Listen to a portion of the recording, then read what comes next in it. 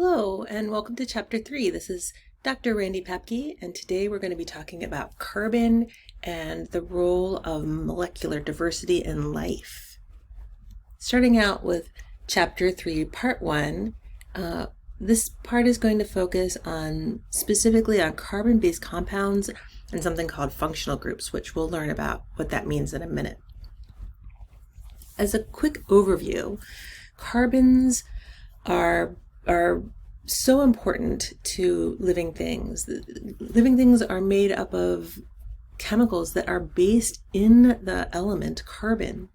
It is an extremely stable and it allows for very complex molecules to form and a large variety of molecules to form. Basically, we say that anything that contains carbon is an organic compound because it's so important to life. That doesn't necessarily mean that the molecule that we're talking about is made by a living thing, but we do say that it's an organic compound because so many living things make carbon-based molecules to stay alive. One of the most important things about carbon is that it can make up the four main classes of chemicals that are found in life, including carbohydrates, lipids, proteins, and nucleic acids. You're probably familiar with a lot of these words because you've heard them when we're referring to food, like carbohydrates is a very common food, but it's only because living things make it that makes it an important food. Lipids is another word for fats. Everybody knows about protein, and nucleic acids, that's like DNA and RNA. So those are the things we're going to cover. And the thing is that these carbon-based molecules can be really, really big. If we've got a big molecule, we call that a macromolecule. So an important thing about carbon is that it can form bonds with four other atoms. And we talked earlier about electron configuration in Chapter 2, and we talked a little bit about carbon and how it has four electrons in its valence shell. And that's what we're talking about right here when we say that configuration of an atom determines the number and kind of bonds that the atom will form with other atoms. And those four valence electrons allows carbon to be so versatile. So when we talk about those four valence electrons, this word that comes into play here, and the word is tetrahedral. That's how to pronounce that word, tetrahedral. And that tetrahedral shape just means it's a four-legged structure. It looks a little bit like a weird pyramid shape. And that means that you can have carbon bonded to four other atoms. But the thing is, carbon atoms can join to other things in a double bond, sometimes even a triple bond. If they form with a double bond, then instead of forming this tetrahedral shape, they'll form something that has kind of a flat plane. And that's going to be really important when we start getting into some of the structures of the macromolecules in a little while. So let's just get some basics here on the three simple shapes that we can look at for carbon. So the first one we're going to look at is methane, and that's CH4. This is an extremely simple carbon molecule. Carbon in the center with four hydrogens. If we look at it in three-dimensional shape, it looks like that tetrahedral shape that we were talking about before. Ethane is another one. Ethane is C2H6, and that tells you that there are two carbons and 1, 2, 3, 4, 5, 6 hydrogens. And if we look in that in three-dimensional shape, it starts to look a little bit more complicated. The next one we're going to look at is ethylene. Ethylene is where the molecular formula is C2H4. And the reason that we have fewer hydrogens, even though we have the same number of carbons, is that those carbons are double bonding with each other. If you compare the carbon molecules with this, the methane and the ethane, and then compare it to the ethene or ethylene, depending on which version you're looking at. Look how flat that is. It's very flat in space, and that's because of that double bond. So we were just mentioning how carbon has 4 valence electrons, and the number of covalent bonds that an atom can form, of course, is due to its number of valence electrons. So let's take a look at this. Remember, hydrogen has 1 valence electron, and remember in that first shell, you can get up to 2 valence electrons total. After we get into the second valence, the number is 8. So oxygen it has 6 valence electrons, so its valence number is 2, meaning it can take 2 more electrons. Nitrogen has a valence number of 3. If we count up the electrons, it's 1, 2, 3, 4, 5. 5 plus 3 is 8. So we say that the valence of nitrogen is 3. It can take 3 more electrons. And the valence of carbon is 4. Carbon atoms can partner with atoms other than hydrogen. And so a classic example is going to be carbon dioxide, where carbon bonds with 2 oxygens, and those are double bonds. So we're going to have a nice flat molecule here. And if you look at there's your electrons being shared in the valence. Carbon can form covalent bonds to other carbon atoms, as we've seen before with ethene. And here's 3 carbon atoms being shared. So yeah, we can have a long chain of carbon atoms together in a molecule. The next thing we're going to look at is something called carbon skeletons, and we're going to learn about different ways that skeletons can form. We're looking at length and variation in shape. So as well as a couple other things that we'll be looking at, like branching and whether or not you have rings. So we say carbon skeletons can vary in length. You can have 2 carbons or 3 carbons or 4 or 5. Anytime you have carbons with just a single bonds, though, the word that describes them usually ends in ane. So we have methane for 1 carbon, ethane for 2, propane for 3. We can also have branching.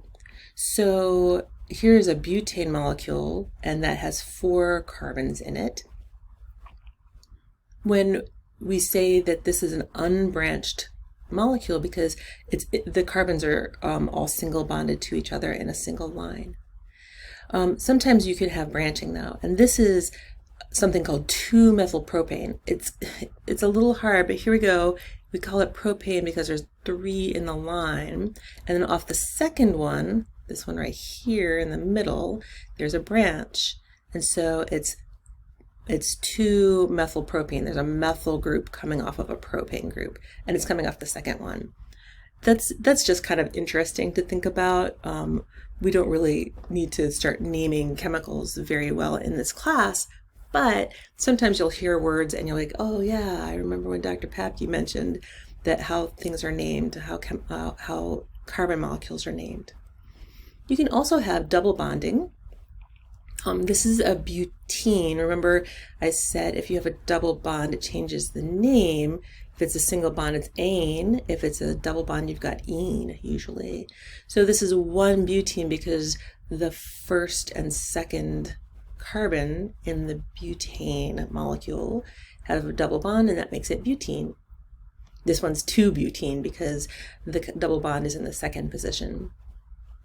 The last thing that we can have are rings. And this is a ring of 6 carbons. And so this is called cyclohexane. Hex means 6. So, and cyclo means to be in a circle. So this is cyclohexane. Notice it's hexane because of only the single bonds. If we start to throw in double bonds, the name changes. And this is called benzene. Every second carbon interaction here is a double bond.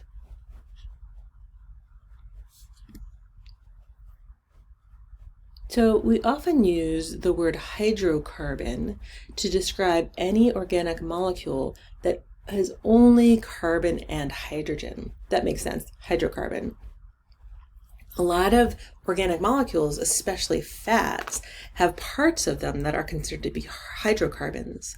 And the really interesting thing about hydrocarbons is that when they undergo chemical reactions, there's tons of energy released. Think about it. When you burn methane, a fire happens, right? So if you break off a branch of a longer molecule, if you kind of break this bond right here, you're making two methane molecules, and that releases a lot of energy. Another important word to think about is the word isomer when we're talking about carbon molecules. An isomer is any compound that has the same number of atoms of the same exact elements, but their structure is a little different. So here we have an example of structural isomers. This one right here, so the structure in structural isomers is what's different. This is pentane, 1, 2, 3, 4, 5 carbons. And if you can count up the hydrogens too, but there'll be exactly the same number of carbons and hydrogens in pentane as in 2-methylbutane. 1, 2, 3, 4, 5 carbons, and it's all single bonded to hydrogens, so it's the same number of hydrogens. That's a structural isomer. We can also have isomers called cis-trans, and those another word for that is geometric isomers. When we talk about cis-trans, we're really talking about the location of any strange group that's not a hydrogen. It could be oxygen or something else. It could be some functional group that we'll learn about in the future. So if those functional groups or those two other things are on the same side of the carbons, then we say they're cis. Cis meaning same. On the other hand, if those X's are on opposite sides of each other from that carbon molecule, we say they're trans, and trans means opposite or other.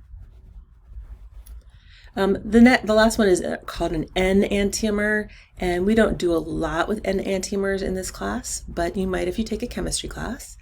So N-enantiomers rely on which direction the carbon is oriented with respect to its functional groups. So you can have a left-handed isomer or a right-handed isomer. Notice where the functional group is here, or the hydrogen is over here. So left and right. That's enantiomers. Again, just focusing here in the big view on structural isomers and letting you get a close-up view of that. Notice that, again, 5 there, 5 carbons there, 5 carbons there, and 12 total hydrogens in those molecules, structural isomers. Again, cis-trans isomers. The thing about cis-trans is that it does change the activity of the molecules. So this is actually a huge deal to have a cis-trans isomer. They're very different, even though their molecules are, like the number of carbons and the number of hydrogens, those are exactly the same. So with our enantiomers, usually the interesting thing about these are that only one of them is important in biology, and it depends on which molecule it is. But if you've got a single molecule with a left and a right isomer, then only one of them is going to be biologically active.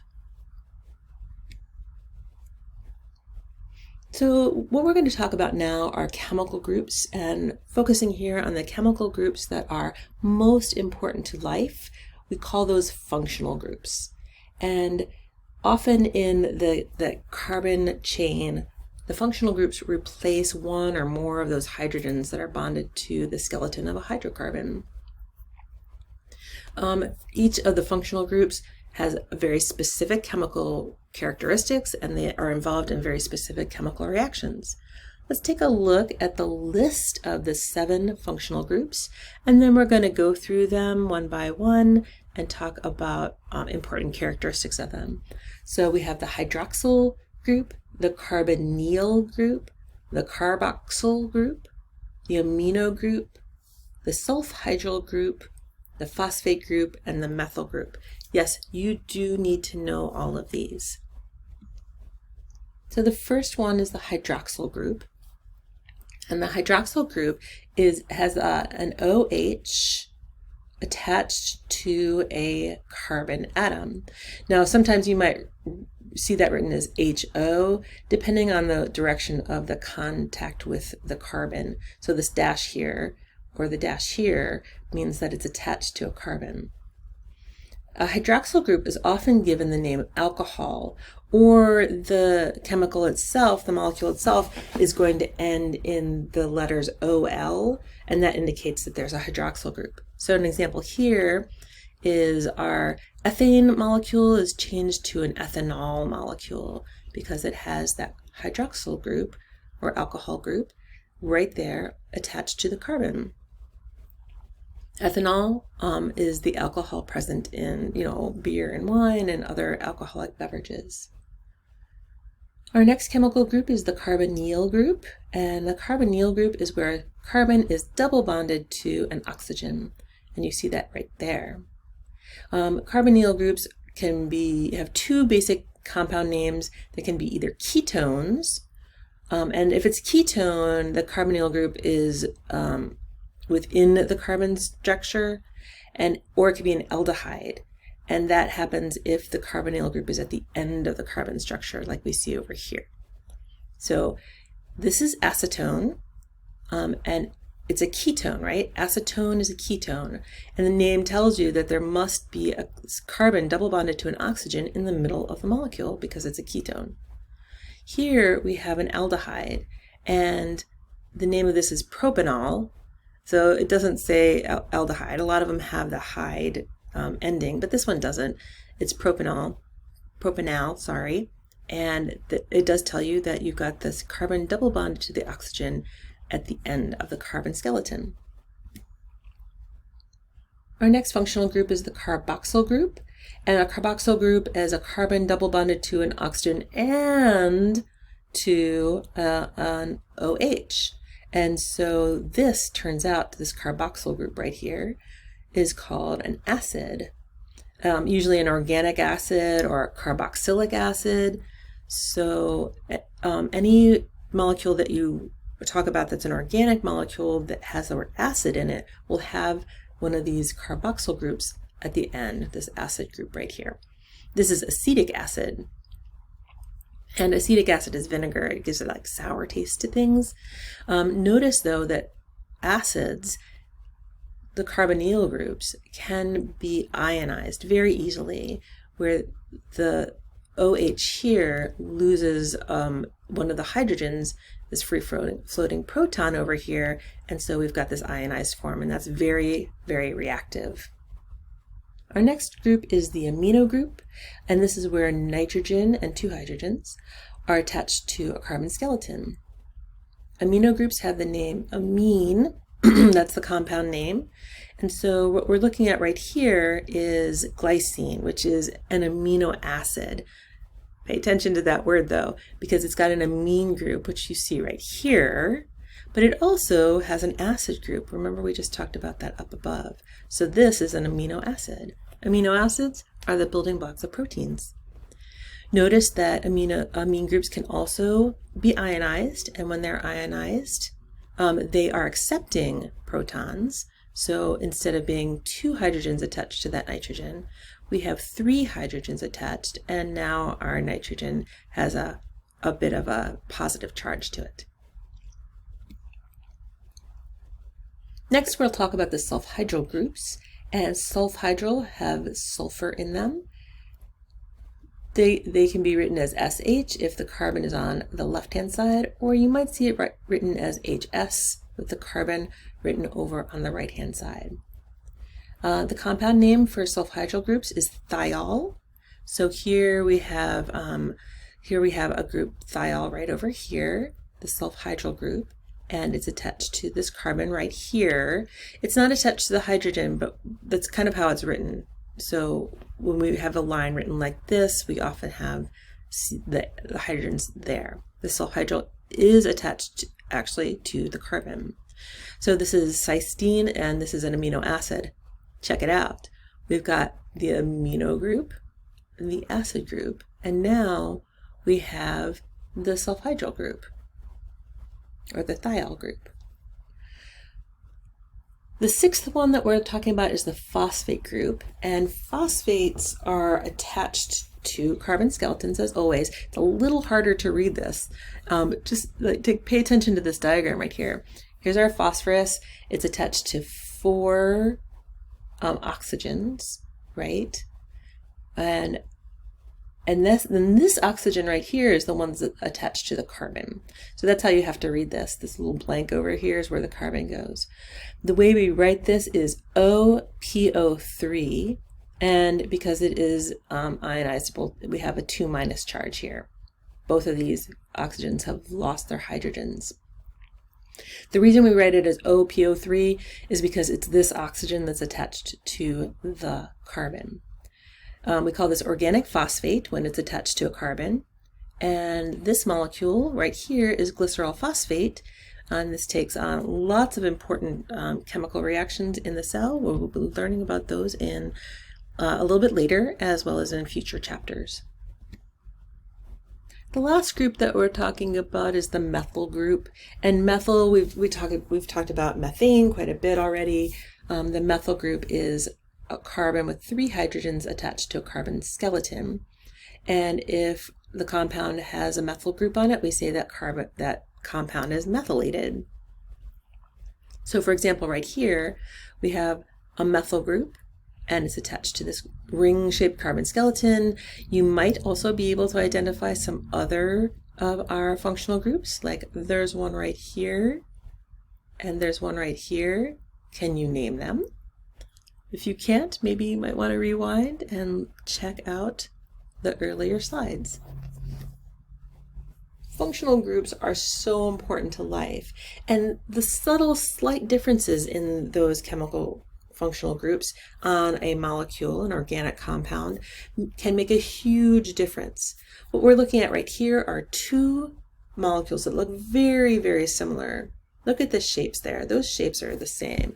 You've got this pentagon shape and 3 hexagons, pentagon, 3 hexagons. But look at the functional groups. Over here, functional groups between testosterone and estradiol are the same. But when we look down here at this last ring, we see that instead of having an estradiol, what we have is this hydroxyl group. Now we've got a ketone and a methyl group. And that ketone gives it the name testosterone.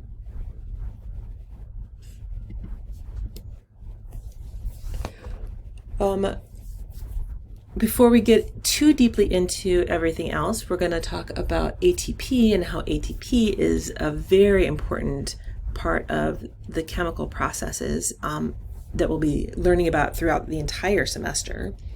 ATP is an organic molecule. It's called adenosine triphosphate, and that triphosphate, as we're going to see in a second, really it is telling you there's 3 phosphate groups there.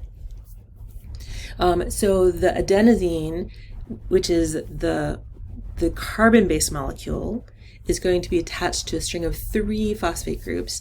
And the really important thing about ATP is that it stores potential energy and it releases that energy to be used by the cell. So let's take a look. We're not showing you the molecule for adenosine. We're really just here focusing on the functional groups. And so there's 1, 2, 3 phosphates. And when adenosine triphosphate reacts with water, we lose one of those phosphates. So now we're ADP, adenosine diphosphate. And we have another phosphate group. When that phosphate group's not attached to a carbon skeleton, we say it's an inorganic phosphate. And so we write it as P sub I. And when we release that, we release a lot of energy. That's important for functioning of life. All right, so we're going to start building molecules. And macromolecules are something called polymers. And polymers are built from monomers. So a polymer, poly means many.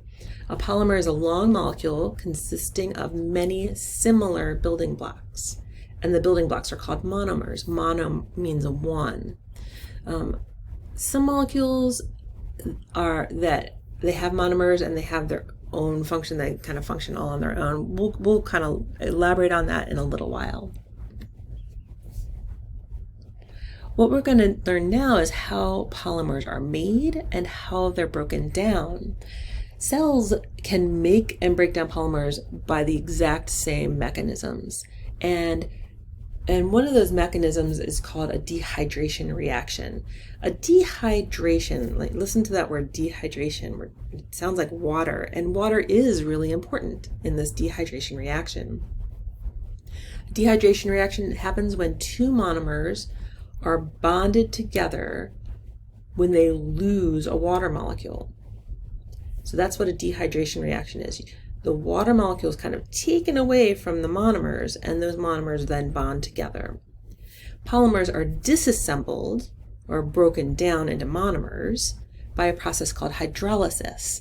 And hydro, there's that word hydro in there again, so there's going to be water involved. Lysis means to break down. So hydrolysis is the process by which water breaks down polymers into monomers. It's basically the exact opposite of dehydration reaction. A lot of these reactions, the dehydration reaction and the hydrolysis, is going to be facilitated or helped along by enzymes. Those just help speed up reactions, and we're going to learn more about enzymes in a little while. First, let's just take a look at a dehydration reaction and a hydrolysis. So dehydration reaction, you've got this short polymer here, and you've got an unlinked monomer. And remember that we have the hydrogen and the OH group right there, the hydroxyl group. Those two are going to bond together and release as a water. And when that happens, this carbon atom is going to bond to this carbon atom, forming a longer polymer. Sometimes we hear dehydration reactions called dehydration synthesis reactions. And I kind of like that word because it tells you we're synthesizing the longer molecule. But both terms are appropriate. With hydrolysis, we're breaking down a polymer. So here's our polymer right here. We're going to add in some water. That water is going to break into bits, with a hydroxyl group going to one and a hydrogen going to another. And now we have two separate molecules, a shorter chain polymer and an unlinked monomer. There are thousands of different macromolecules in every single cell in your body. And depending on what species you are, you're going to have different macromolecules. Even within a species, you have lots and lots of different macromolecules. This large variety of polymers can be built from just a very, very small set of monomers. And we're going to talk about that in the next part of Chapter 3 in the next video.